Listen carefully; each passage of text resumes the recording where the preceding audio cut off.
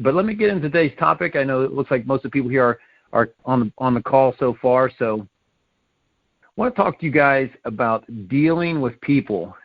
That would be today's topic. So, and obviously in our sales position, in our job, our role, going out into the community, meeting with folks, we're dealing with people. People are everywhere. Life is about relationships. So today's call, I'm going to talk, I have 4 quotes from 4 different famous folks, and I have 4 points to kind of share, and I'm going to kind of intermix it in there. Because I think if we can be great at dealing with people, we can be great at life, and we can be great at this occupation. Because I do find that a lot of things that happen to be just training for this occupation actually happen to be things that help us train for life as well. And I think that's why some folks come to us, and maybe they weren't the greatest salespeople, but they're already great at life. And they can convert pretty easily over into great at sales when you already just know how to deal with people in life, whether that's clients, whether that's family, whether that's even a spouse. The first quote I'm going to share, and this kind of roll into the topic, but is from Dale Carnegie. And if you ever have read anything of his, he's a famous author, famous speaker, wrote the book, How to Win Friends and Influence People. But one thing was that he said, one of his famous quotes was, the only way to get the best of an argument is by avoiding it. And pretty powerful if you think about that, because in an argument, you may think you won, or you may think you were right, or you may think you lost, or you think you were wrong.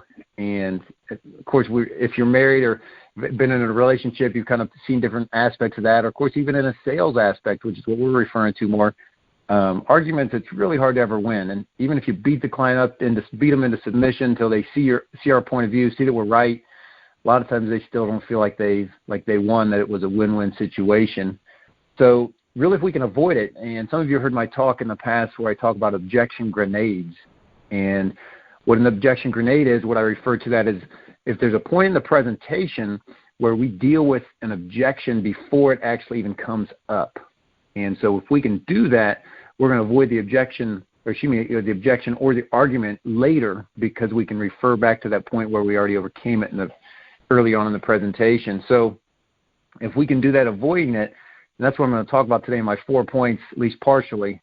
So let me kind of roll into it. The first point, and this is going to sound like sales 101, but it's smile. If we can smile all the time, when we're going through things, and of course there's times when we can put on a somber face and we kind of go through the part of the presentation when we're conveying with our body language and our tone the gravity of something we're saying. But as a general rule, especially on that first impression, and when we're meeting with folks as we come into their homes, we've got to smile. I work with this. I told you some of this stuff relates to life and to sales presentations. I tell my kids this. If we can be that joyful person, one of the common phrases or acronyms lately, and I won't spell it out for you, but RBF. If you don't know what RBF is, Google that. We don't want to be the person that's got that RBF as our general look on our face. And we want to make sure that we're the person that's smiling.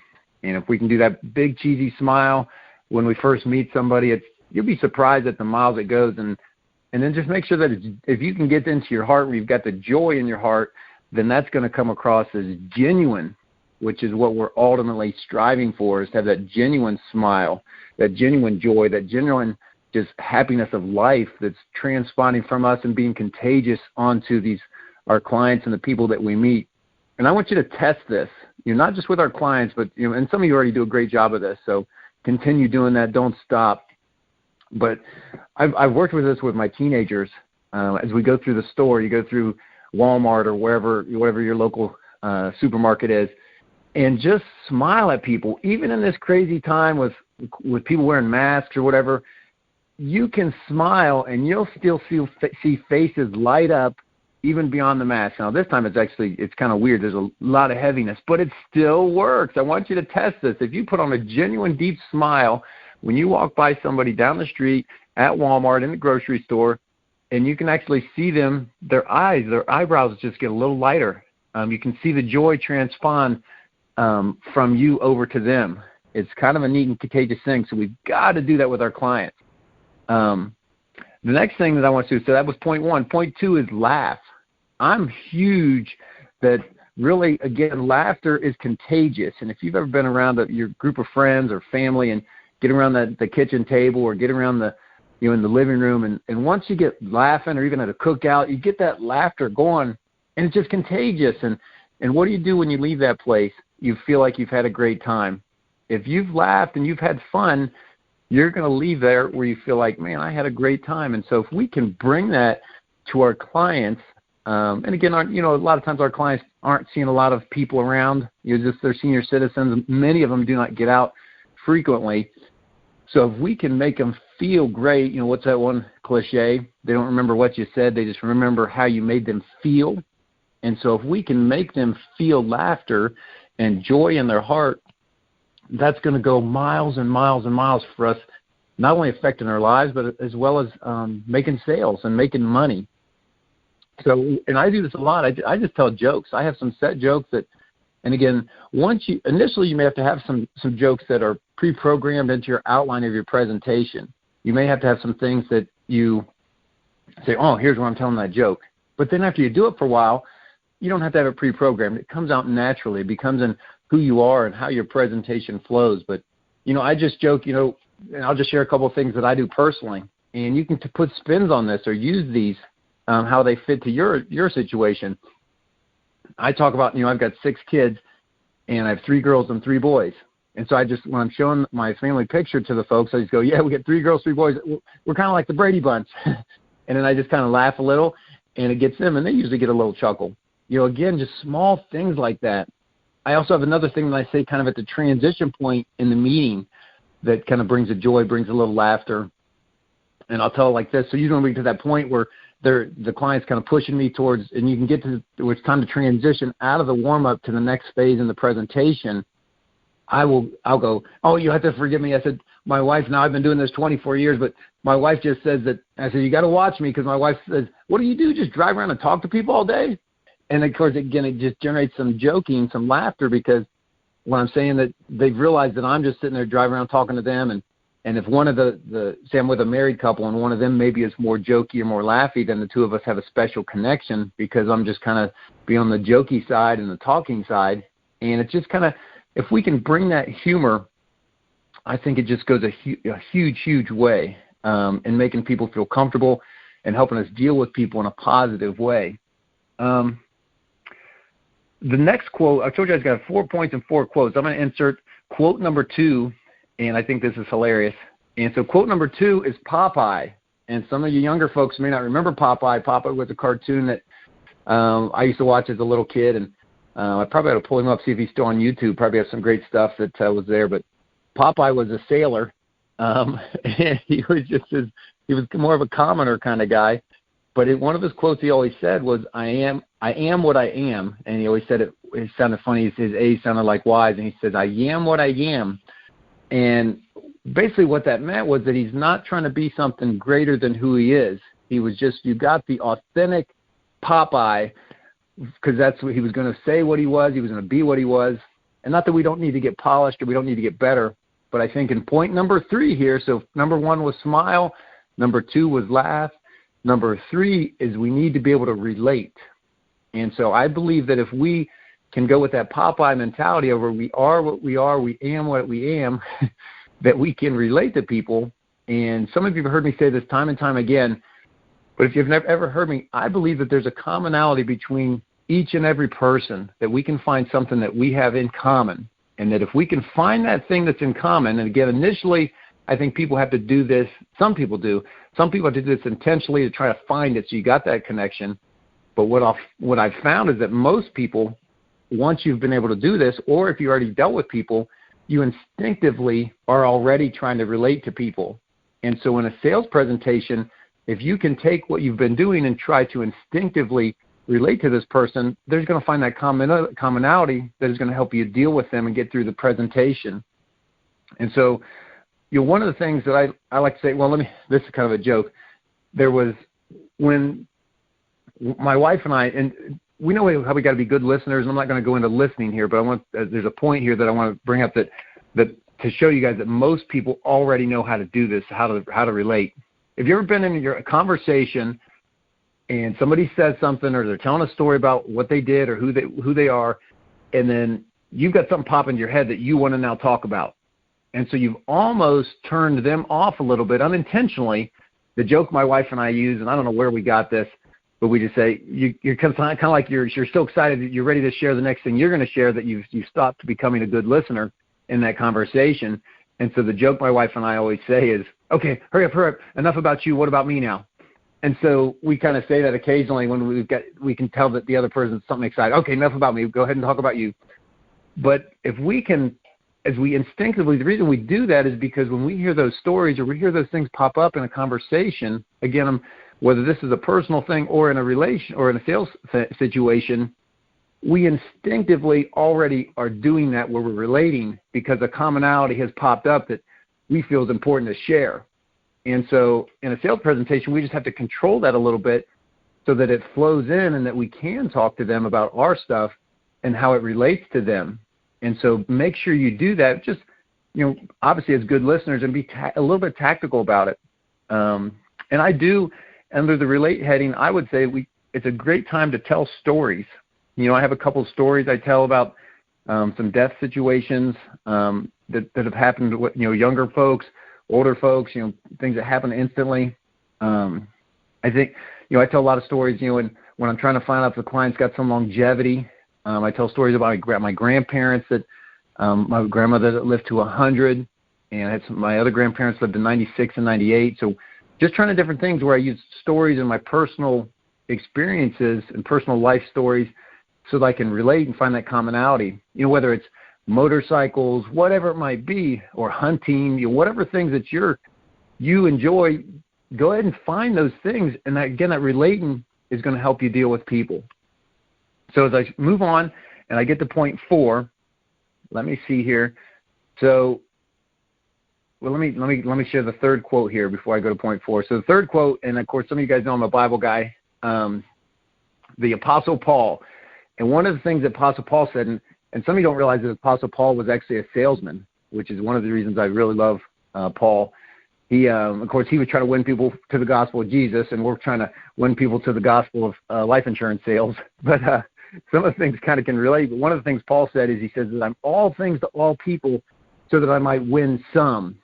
And so when I think about that, it's kind of that chameleon kind of thing where, and I think what Paul was talking about was that he related to people. And if we can relate to people in the way I was just talking about, we'll be able to win some of them to our sales. We'll be able to persuade them to our way of thinking that whole life is the product that they need for their final expenses. And we'll be able to get there. So, and he does that by understanding and relating to them, telling stories, finding that commonality like we were just talking about. So the next point is number 4, the final and last point is bite your tongue. So we had smile number 1, laugh number 2, relate number 3, and bite your tongue number 4.